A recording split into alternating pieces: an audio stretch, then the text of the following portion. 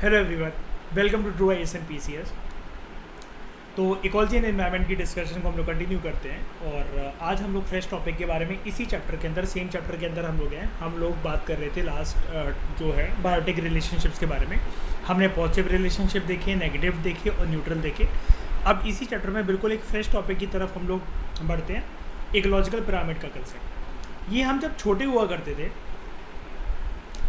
7th class 8th class तब हम लोग ये पढ़ा करते थे, लेकिन आज ही हमारे सामने फिर से एक अच्छे वे में पेश है। तो चलो उसको समझते हैं। सबसे पहले बात करते हैं कि अगर हमसे कोई पूछे कि इकोलॉजिकल पिरामिड होता क्या है। नॉर्मल पिरामिड तो हमें पता है कि इजिप्ट में मिलते हैं, जहाँ पर मम्मियाँ दफनाई जाती हैं, ठीक है, मम्मीफिकेशन होता है जहाँ पर डेड बॉडीज़ का। लेकिन ये इकोलॉजिकल पिरामिड मतलब क्या? जब हम लोग अलग अलग ऑर्गेनिजम्स जो कि अलग अलग ट्रॉफिक लेवल पर होते हैं, उसको अगर हम लोग कुछ ऐसे रिप्रेजेंट करें कि वो एक प्रकार से पिरामिडल रिप्रेजेंटेशन लगे, यानी कि पिरामिड की फॉर्म में अगर उनको दर्शाया जाए उनकी इकोलॉजिकल हैसियत के बेसिस पर, पोजीशन के बेसिस पर, यानी कि इकोसिस्टम के अंदर हम जानते हैं एक होते हैं प्रोड्यूसर और फिर जाते जाते टॉप लेवल तक होते हैं फाइनल कंज्यूमर। अगर हम इस फूड चेन या फूड वेब को अगर हम एक पिरामिड के बेसिस पर अगर बना दें तो उसको हम लोग कहते हैं इकोलॉजिकल पिरामिड। अब गहराई से अगर किसी ने इस डेफिनेशन को समझा होगा ना, तो उसके दिमाग में एक डाउट आया होगा, सर ये नॉर्मल पिरामिड तो है नहीं इजिप्ट वाला कि हम इसको ऐसे ऐसे ऐसे करके ये बना रहे हैं।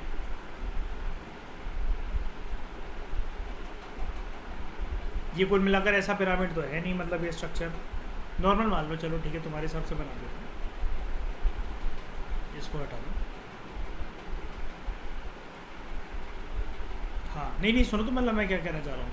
तो सर नॉर्मल पिरामिड तो इजिप्ट में सर ऐसा दिखता है, लेकिन यहाँ पर आप क्योंकि EVS में इसको समझा रहे हो, तो ये पिरामिड क्या ऐसा हो सकता है उल्टा खड़ा होगा? ये पिरामिड, नॉर्मल पिरामिड तो कभी भी ऐसा तो कोई स्ट्रक्चर खड़ा नहीं हो सकता, वो बहुत मुश्किल है। अभी तक ऐसी कोई आर्ट का नमूना तो बहुत बड़ा देखा नहीं गया इजिप्ट के अंदर। यानी कि ये जो है ये नॉर्मल पिरामिड है और इसको हम लोग कहेंगे इन्वर्टेड पिरामिड। तो इन्वर्टेड पिरामिड जो है, क्या ऐसा भी स्ट्रक्चर हो सकता है? तो मेरा उनके लिए साफ आंसर ये है कि देखो ये कंसेप्ट है। कहीं आप जंगलों में जाते हो तो आपको स्पीशीज़ ऐसे तो दिख नहीं रहे हैं कि एक चीते के ऊपर हाथी खड़ा है, हाथी के ऊपर चूहा खड़ा है, चूहे के ऊपर घास खड़ी है, घास के ऊपर रैबिट खड़ा है। ऐसा तो कभी कोई दिखता नहीं है आपको सिस्टम। ना ही आपको ऐसा दिखता है कि पेड़ के ऊपर बंदर है, बंदर के ऊपर शेर है, शेर के ऊपर राइनोसेरोस है, उसके ऊपर सांप बैठा है, ऐसा भी नहीं दिखता। और वो ये सारी चीज़ें, इनके ऊपर से पानी गुजर रहा है, समुद्र इनके ऊपर है और ये सारी नीचे हैं, ऐसा भी कोई स्ट्रक्चर हमें एनवायरनमेंट के अंदर नहीं दिखता। तो ये जो पिरामिडिकल रिप्रेजेंटेशन है, मैं इससे क्या समझाना चाहता था इस डिस्कशन से कि इकोलॉजिकल पिरामिड का जो कंसेप्ट है ना, वो सिर्फ एक थ्योरेटिकल वे है एनवायरनमेंट में स्पीशीज़ को उनकी हैसियत बताने का कि तुम यहाँ पर हो। और बहुत सारी स्पीशीज़ की जो हैसियत होती भी है एनवायरनमेंट के अंदर, उसको एज इट इज़ रिप्रेजेंट करने का, ये है इसका मतलब। क्योंकि इससे आपका ये वाला डाउट मट जाएगा कि अगर कोई आपसे पूछ ले, अगर आप फॉरेस्ट सर्विसेज दे रहे हो, साइंस की साइड से हो या कोई भी, तो ये चीज़ मैंने सबके लिए क्लियर कर दी है कि अगर आपसे कोई पूछे कि इकोलॉजिकल पिरामिड बनाया ही क्यों जाता है, इसका कोई आंसर मतलब बनता ही नहीं है, इसका कोई मतलब ही नहीं बनता, सेंस ही नहीं बनती इसकी कि बनाया क्यों जाता है। ठीक है, बस ये थ्योरेटिकल वे है एक समझाने का कि कौन सी स्पीशीज़ की इकोलॉजिकल पोजीशन उसकी क्या है, इसलिए बनाया जाता है। जो पिरामिड है, हाँ बताओ मयूर, हाँ वेरी गुड। कुल मिलाकर 100 बातों की एक बार, जैसा कि मयूर ने कहा, कैटेगराइजेशन है बस, और कुछ नहीं है। और कैटेगराइजेशन के बेसिस पर भी हम देखेंगे कि मतलब उसकी कैटेगरी फिट कहाँ होती है, क्या वो प्रोड्यूसर है, प्राइमरी कंज्यूमर है, सेकेंडरी कंज्यूमर है, एपेक्स कंज्यूमर है, उसको कौन खाएगा। अभी आएगा वो पूरे के पूरे जो एनर्जी लेवल जो होगा ना पूरा का पूरा, वो सारा आएगा अभी। जो पिरामिड है, it consist of horizontal bar. Horizontal बार मतलब कैसे, देखो मैं बना रहा हूँ, ध्यान से देखना।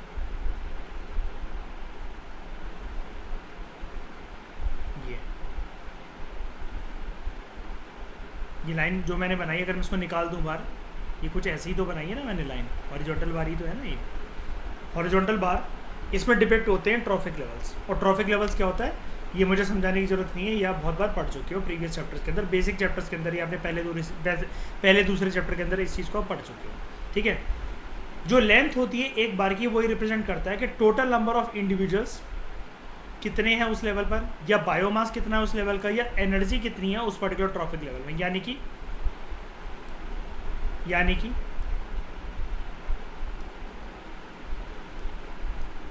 अगर ये वाला बार इतना है और एक बार है ये है XYZ और ये है ABC ऑब्वियसली बात है, बड़ा लग रहा है मुझे, लॉन्गेस्ट लग रहा है। यानी कि यहाँ पर इंडिविजुअल्स के नज़रिए से अगर हम देख रहे हैं तो वो ज़्यादा होंगे, बायोमास के नज़रिए से देख रहे हैं तो वो ज़्यादा होंगे, एनर्जी के नज़रिए से देख रहे हैं तो एनर्जी यहाँ पर ज़्यादा होगी ABC में एज़ कम्पेयर टू XYZ। ये है, ठीक है। तो आपको वो देख रहे हो कितने बच्चों की तरह समझा रहा है कि बार क्या होते हैं, पिरामिड क्या होता है, बत्ता कैसा है, कंसेप्ट ये वर्क कैसे करता है। जो फूड प्रोड्यूसर्स होते हैं ना, भैया खाना तो बनेगा ही तभी तो पिरामिड चलेगा ऊपर, ये कुछ बात नहीं है। कुछ चैप्टर पहले मैंने आपको एक बात बताई थी, जब हमने एक चैप्टर स्टार्ट करा था, आई थिंक प्रीवियस चैप्टर ही था या उससे पहले के चैप्टर था, याद है मैंने बताया था कि इसको वो खाता है फिर वो चीज़ इसके पेट में भी जाएगी, तो जब ये किसी के द्वारा खाया जाएगा तो वो घास का एलिमेंट इतना सा उसके पेट में भी रहेगा, फिर वो किसी को खाएगा तो वो पूरे के पूरे स्पीशीज़ के साथ जितने उसको प्रीवियस स्पीशीज़ ने खाया उसकी घास उसके पेट में जाएगी। बताया था मैंने, तो घास का जो एनर्जी लेवल होगा वो कम होता जाएगा हर एक लेवल में, एनर्जी फ्लो, ठीक है। तो जो फूड प्रोड्यूसर्स हैं वो इस पिरामिड का बेस होते हैं। यानी कि जो मैंने यहाँ पर नीचे वाले एग्जाम्पल के अंदर जो ABC बनाया ना, तो हमेशा ABC जो होगा वो बेस होगा इकोलॉजिकल पिरामिड का, ठीक है, क्योंकि वो दर्शाएगा प्रोड्यूसर को, फूड बन कहाँ रहा है, ठीक है। जो टॉप कार्निवोर होंगे वो टिप बनाएंगे इसकी, यानी कि XYZ के ऊपर कोई नहीं है, XYZ सबको खाएंगे, ये किसी के द्वारा खाए नहीं जाएंगे।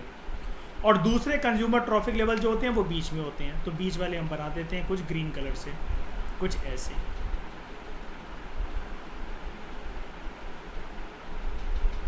अगर इसको ज्वाइन करके देखें,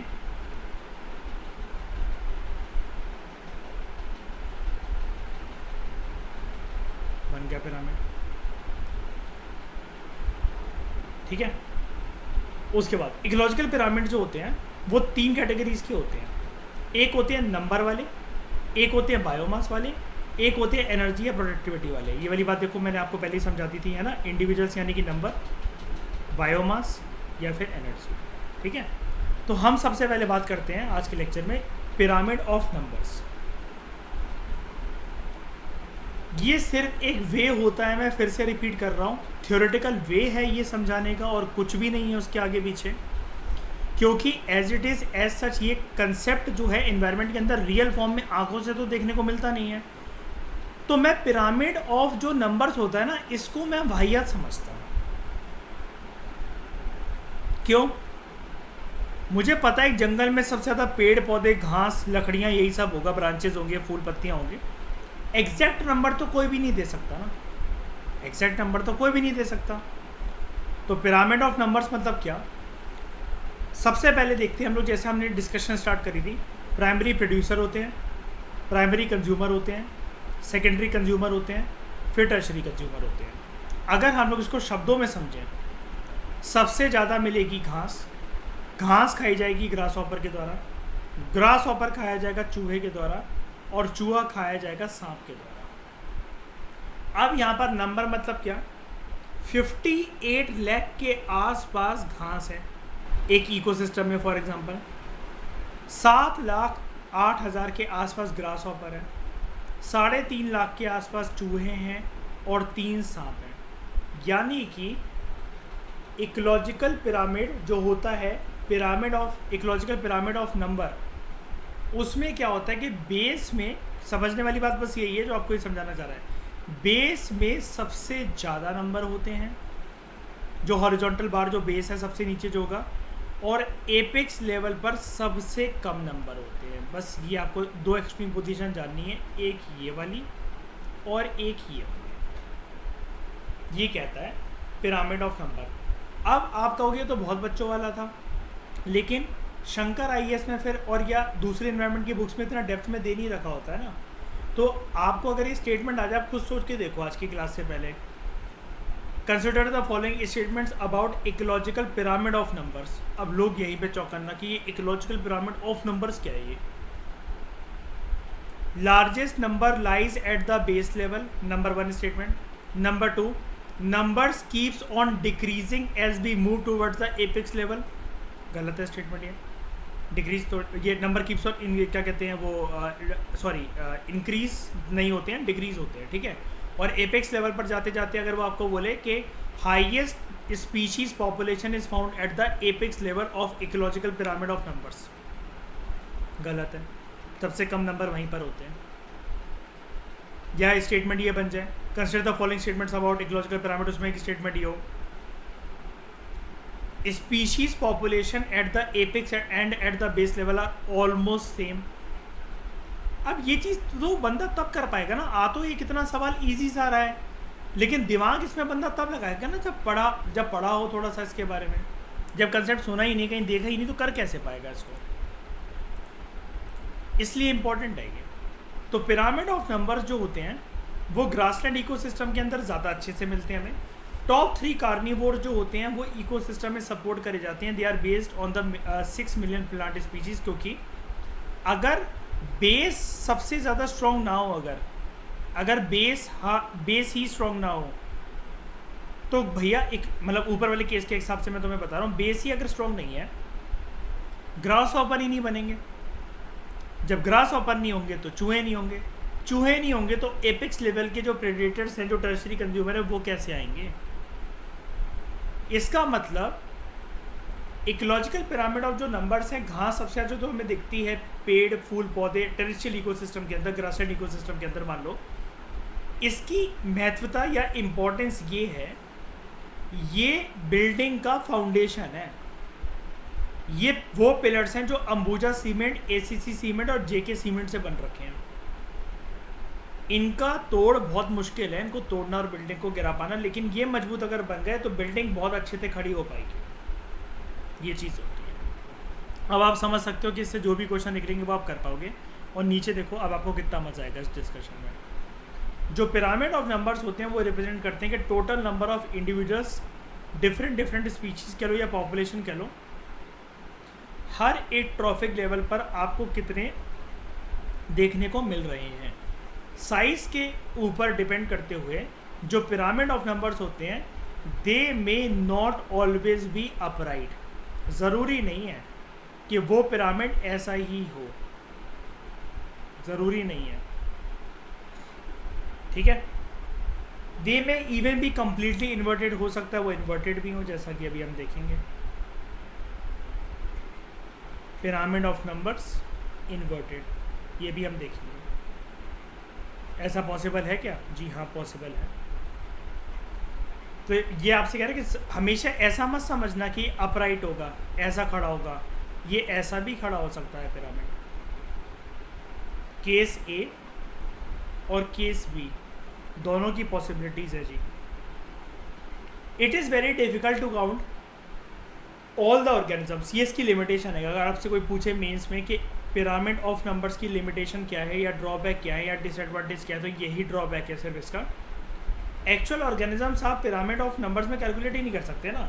तो पिरामिड ऑफ नंबर जो है, it does not completely define the trophic structure of an ecosystem. यानी कि जब नंबर ही कम्प्लीटली पता नहीं लगा पा रहे हो तो ट्रॉफिक लेवल फिर आपके पास कहाँ से आ गया. ऊपर वाले लेवल को भी हम सही कैसे मान लें, हम कैसे मान लें.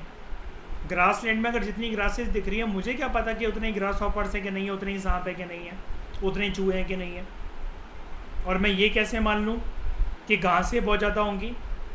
वेरियस इवेंट्स को यहाँ पर काउंट नहीं करा जाता. दूसरी लिमिटेशन मैं आपको ये बता देता हूँ कि ये थ्योरेटिकल कंसेप्ट है, तो ये वेरियस इवेंट्स को कंसिडर नहीं करता. इवेंट्स ऐसे मतलब कैसे, या तो उस लैंड का डिग्रेडेशन हो जाए, डेजर्टिफिकेशन हो जाए, या फिर फॉरेस्ट फायर. अगर फॉरेस्ट फायर हो गया ऑस्ट्रेलिया जैसा और जंगल जल गए, रातों के रातों ग्रासलैंड जल गए, तो अब क्या होगा फिर इस बेस का. तो अब तो मुझे ऐसा दिख रहा है, कुछ मेरे आंकड़े तो, मेरे एक्सपर्ट तो ये बता रहे हैं कि ग्रास हॉपर और चूहे ज़्यादा हैं, घासें कम रह गई हैं. अब क्या होगा फिर इसका. तो फिर अब इसलिए आपको कहता अब क्या होगा, जैसे मैंने बताया ना, घासें जल गई हैं, चूहे और ग्रास हॉपर ज़्यादा हैं और घास कम है. तो ये स्ट्रक्चर अभी आपको कैसा दिख रहा है, अपराइट दिख रहा है ना. तो ये ऐसा ना होकर फिर ऐसा दिखने लगेगा। दिखाता हूँ अभी कैसे, थोड़ा वेट करो। Pyramid of numbers upright structure दो तरह के होते हैं। अपराइट मतलब जैसे नॉर्मल पिरामिड हमें दिखते हैं।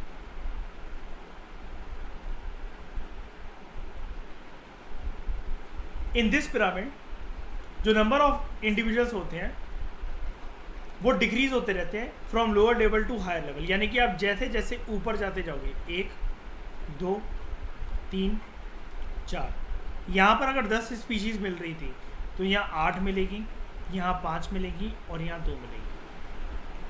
कम हो रहा है ना नंबर, ये आपको बता रहा है। नंबर 2, इस तरह के जो पिरामिड होते हैं इसको हम लोग ग्रासलैंड इकोसिस्टम के अंदर और पॉन्ड इकोसिस्टम दोनों के अंदर देख सकते हैं। चलो कुछ रियल लाइफ एग्जांपल डिस्कस करते हैं। घास सबसे ज़्यादा, जिसको ग्रास हॉपर फीड करेंगे, ग्रास हॉपर खाए जाएंगे चूहे के द्वारा, चूहे खाए जाएंगे सांप के द्वारा और सांप को खाएगा मोर। पॉन्ड की बात करें, फाइटोप्लैंक्टन जू प्लैंक्टन के द्वारा खाए जाएंगे, जू प्लैंक्टन कुछ बेरिंग जैसी फिश के द्वारा खाए जाएंगे जिनको एक बगुला खा जाएगा। ये दोनों क्या है इस केस के अंदर, अगर मैं बोलूं पिकॉक और ये बगुला, ये क्या है? एपेक्स प्रेडेटर, एपेक्स कार्निवोर बोल लो, ये एपेक्स प्रेडेटर। मतलब इनको फर्दर ही शायद से कोई खाए, ये खा रहे हैं इस इकोसिस्टम में सबको। हमारे एग्जांपल में यहाँ तक बात समझ में आई कि फिर से कुछ समझना बताओ?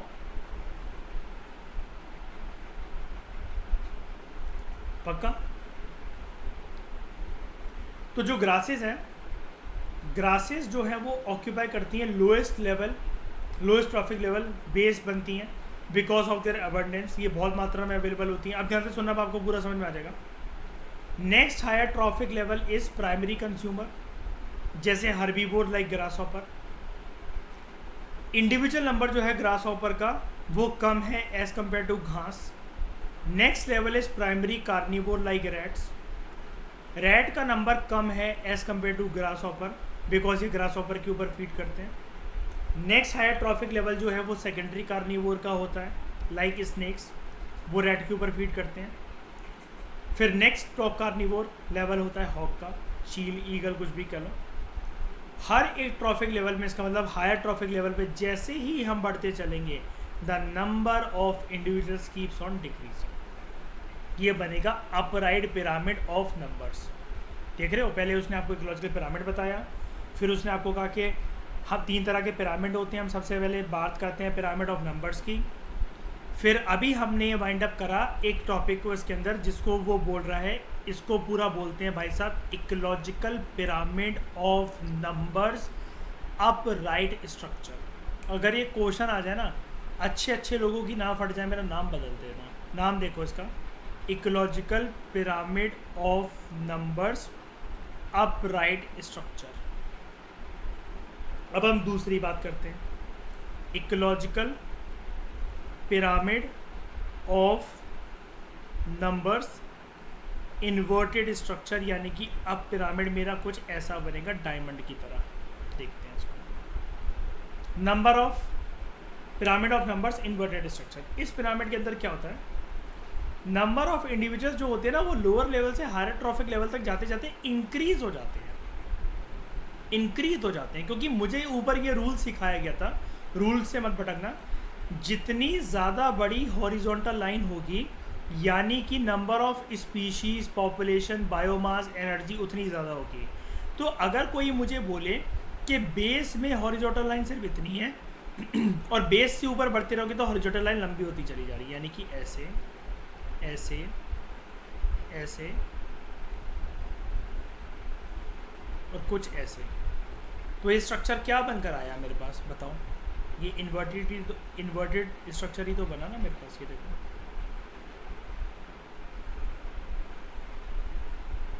बन गया। अब देखो इसको, इन्वर्टेड स्ट्रक्चर भी 2 प्रकार के हो सकते हैं शेप के बेसिस पर, एक स्पिंडल शेप, एक नॉर्मल इन्वर्टेड। ट्रेड्यूसर्स